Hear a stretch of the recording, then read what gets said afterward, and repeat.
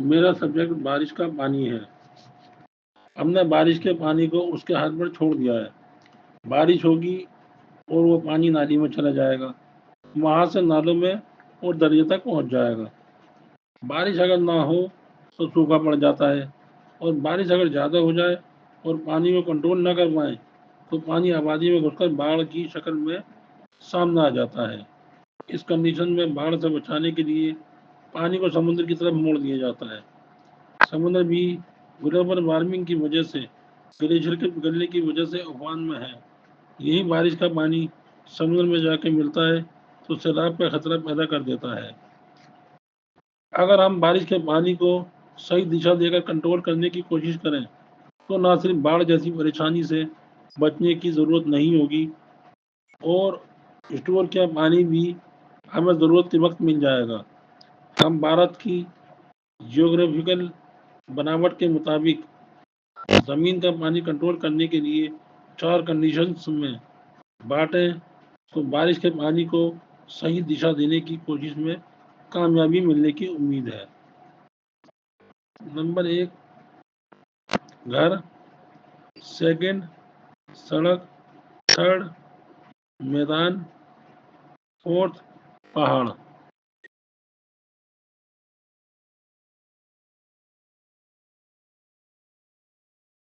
यहाँ पे पूरी टेरिसों का एक एक बूंद पानी ड्रेनेज के सहारे लेते हुए खारे जो बोरिंग पड़े हैं उनमें ये डाला जाता है।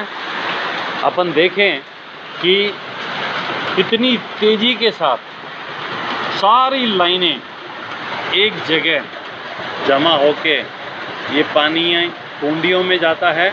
इस तरह की 2 से 4 कुंडियों में से होता हुआ ये प्रक्रिया में गुजरता हुआ, ताकि इसमें सारा कचरा जो भी हो जमा हो जाए और शुद्ध पानी जो आखिरी कुंडी है उसमें से होता हुआ इस बोरिंग में जाए।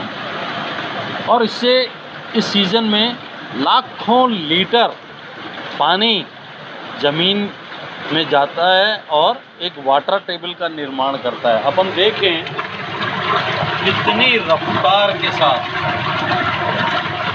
पानी इस बोरिंग में से उतरता हुआ ज़मीन में जा रहा है। ये बोरिंग है, इसमें पूरा का पूरा पानी नीचे जा रहा है।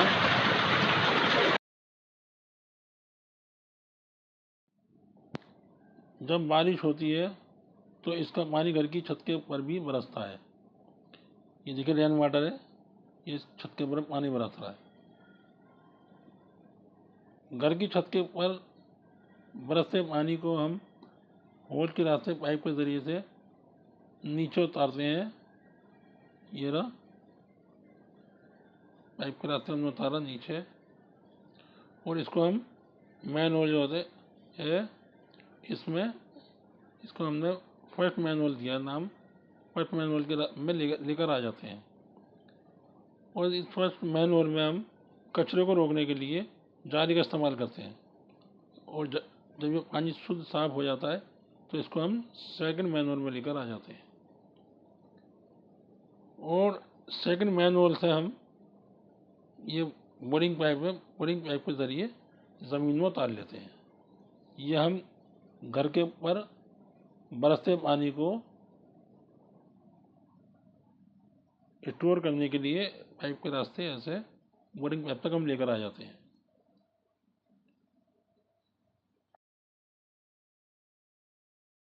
हमारी जो सड़कें बनी हुई हैं वो इस तरह से है कि ये रोड है और ये रोड है, इन दोनों रोड के बीच में डिवाइडर है। डिवाइडर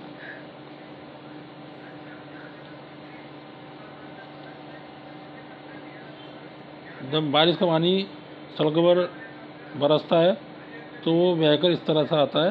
कुछ हमारी सड़क इस तरह से बनी हुई है कि पानी बहकर इधर नालियाँ होती हैं, नाली में आ जाता है। ढाल हमारा नाली की तरफ होता है। ऐसी इसी सड़क का भी ये डिवाइडर से ढाल इधर को होगा नाली की तरफ को, और नाली तक में पानी आ जाता है और आगे नालों में पहुँच जाता है पानी। लेकिन हमें पानी की दिशा को बदलना होगा, और जो हमारा जो ढाल इधर से और इधर से नालियों की तरफ था, वो ऐसा ना होगा, डिवाइडर की तरफ होना चाहिए, इधर से भी और इधर से भी डिवाइडर की तरफ। अब जो डिवाइडर से पानी हमारा टकराएगा तो पानी को रास्ता चाहिए जिसमें पानी समा जाए उस रास्ते से ज़मीन के अंदर। तो हम इसके लिए ऐसा होल करेंगे डिवाइडर के बीच में, और एक होल के बीच से फिर अगला होल फिर दोबारा करेंगे। इन दोनों होल के बीच में 50 मीटर का पाइप डिस्टेंस, 50 मीटर। फिर इस होल से फिर अगले होल के लिए पाइप डिस्टेंस 50 मीटर, और इस होल में पाइप डालेंगे और हम होल जो है इतना बड़ा ही रखेंगे जितना हम पाइप डालेंगे, प्लास्टिक का पाइप, जाली वाला, जो पतले सुराख वाली जाली होती है उससे, ताकि पानी आसानी से अंदर चले जाए ज़मीन के अंदर। और पाइप की मोटाई और होल की मोटाई 8 इंच की होगी, इस तरह से। अब पानी हमारा जो बरसेगा, चाहे इधर से इधर को आएगा, चाहे इस तरफ से इधर को आएगा, जब डिवाइडर से टकराएगा तो ऐसे होल होंगे, और जितनी शहर की जो डिवाइडर होंगे सब में ऐसे दूरी सब डिवाइडर बने हुए होंगे, तो डिवाइडर में पाइप के होल बने हुए होंगे।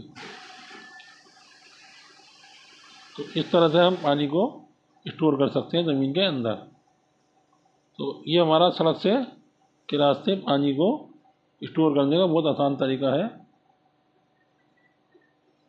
इससे हमारे पानी का लेवल अच्छा होगा ज़मीन के नीचे, जो हमें ज़रूरत के वक्त पे हमें आसानी से मिल सकता है।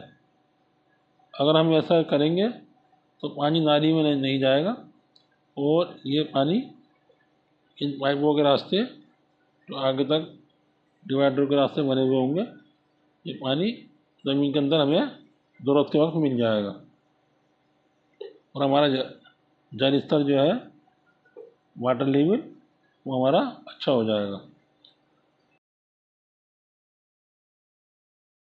तो बेसिकली ये हमारी पुरानी बोरिंग थी, और इस बोरिंग में अंदर पानी कम हो गया था। तो हमने इसका क्या कर रखा है, जो हमारी बोरिंग है उसी के अराउंड तकरीबन हमने 4 फीट का ये हमारा रेडियस का गड्ढा कर रखा है, और ये 5 फीट गहरा है। इसमें होता ये है कि हमारे पूरे खेत के अंदर जो भी पानी है वो यहाँ पे नाली में आता है, और यहाँ पे हम लगाते हैं सबसे पहले एक स्क्रीन फिल्टर, यानी कि कोई भी जाली लगा देते हैं जिससे पत्ते वत्ते ना इस गड्ढे में जाए।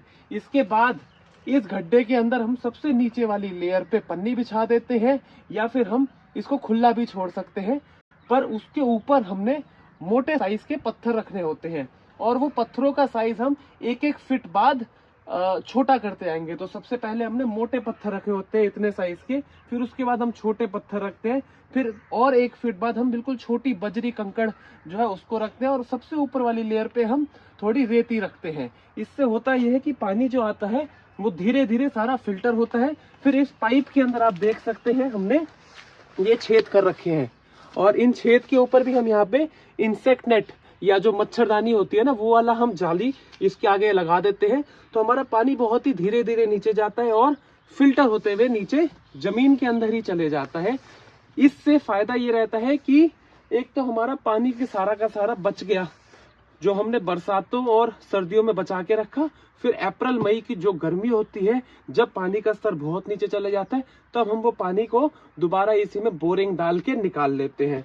दूसरा सबसे बढ़िया फायदा ये रहता है कि हमारे यहाँ पे जो आप मिट्टी देख सकते हैं, ये मिट्टी का टेक्सचर जो है वो क्लेई है, यानी हमारी यहाँ की चिकनी मिट्टी है। ऐसी मिट्टी की तासीर यही होती है कि वो पानी को सोखती नहीं है, पानी खड़ा रहता है और बाढ़ सी आ जाती है, क्योंकि इस क्ले मिट्टी का जो सॉइल स्ट्रक्चर होता है वो बहुत ही छोटे छोटे कणों से बना होता है, तो उसके अंदर पानी की पर्कुलेशन नहीं होती। तो ऐसे के अंदर अगर बारिश होती है और हमारे यहाँ पे इस टाइप की कोई निकासी ना हो, तो 12 घंटे से ज़्यादा जब खेत में पानी खड़ा रहता है तो ऐसे में सारी फसल हमारी बर्बाद हो जाती है। तो ये एक पर्पस हमारा सॉल्व करता है रेन वाटर हार्वेस्टिंग का और गर्मियों में पानी अवेलेबल करवाने का। दूसरा ये फायदा हमें ये देता है कि हमारे खेत में जब बारिशें ज्यादा होती हैं तो खेत डूबता नहीं है पानी, बल्कि हमारा निकल के यहाँ आ जाता है।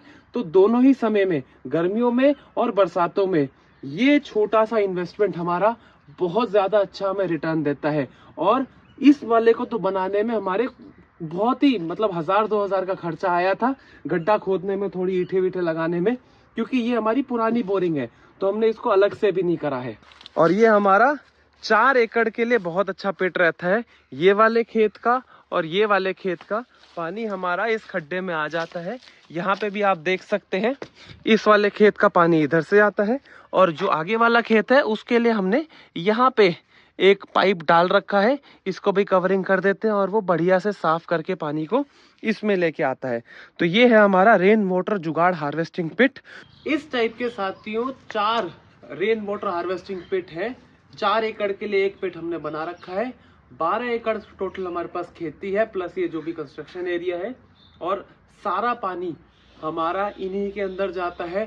कितनी भी बारिश हो जाए, इनको बस साफ सफाई और मेंटेन करते रहना होता है बारिशों से पहले। तो आप यहाँ पे बड़े आराम से ये सिस्टम बना सकते हैं। और घर के लिए तो इससे छोटे वाले भी आप बना सकते हैं।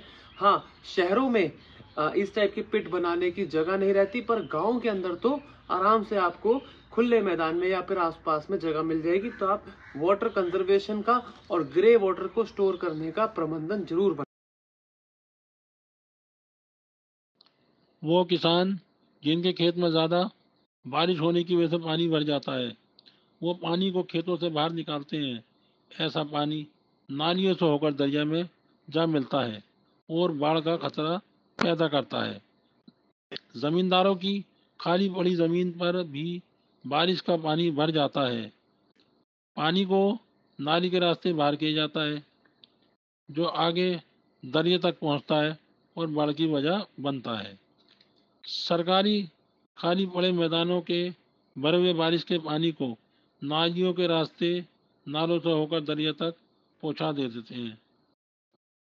इसकी वजह से भी बाढ़ का खतरा पैदा होता है। किसानों के खेत में भरे पानी को और जमींदारों की खाली जगहों पर भरे हुए बारिश के पानी को और सरकारी खाली पड़े मैदानों पर भरे हुए बारिश के पानी को इस तरह के बनाए हुए कुओं में नाली से पाइप लेकर कुओं में पहुंचाकर पानी को स्टोर कर सकते हैं और बाढ़ पैदा होने के खतरे को कम कर सकते हैं।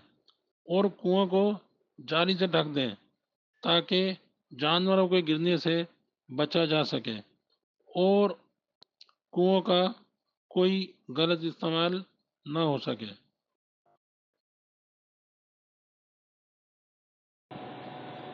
हमारी सबसे बड़ी कमी यही है कि हमने बारिश के पानी को उसी के हाथ में छोड़ दिया है। पहाड़ों पर गिरते पानी को हमें नई दिशा देकर अपने मुताबिक मोड़ना है। इसके लिए हमें ये पहाड़ों पर बारिश हो रही है, इनका रेन वाटर जब पानी बहकर आएगा तो हमें जो पानी का जो रुख होगा उसके मुताबिक हमें पाइप सेट कर दूँगा पहाड़ों में। ये पाइप है, ये पाइप है, ये पाइप है, ये पाइप है और ये पाइप है। पानी इनके मुंह से ये पाइप में जाएगा और हमें पाइप के रास्ते उतारते हुए और ये उतारते हुए हमें पहाड़ों के नीचे झील बनानी होगी। और पानी आएगा, झील बन जाएगा।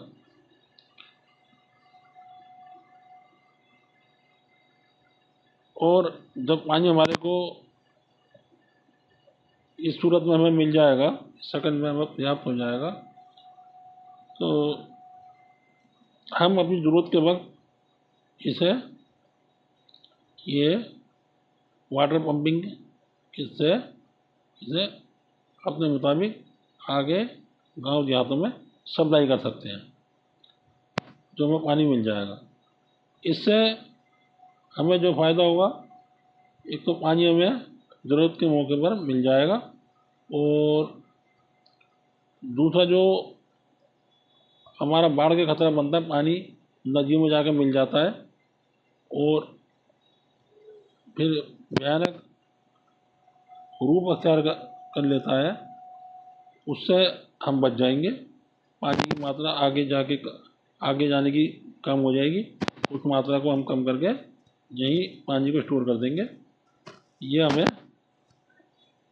पहाड़ों पर के रास्ते इस तरह से पानी को स्टोर करने का आसान तरीका है।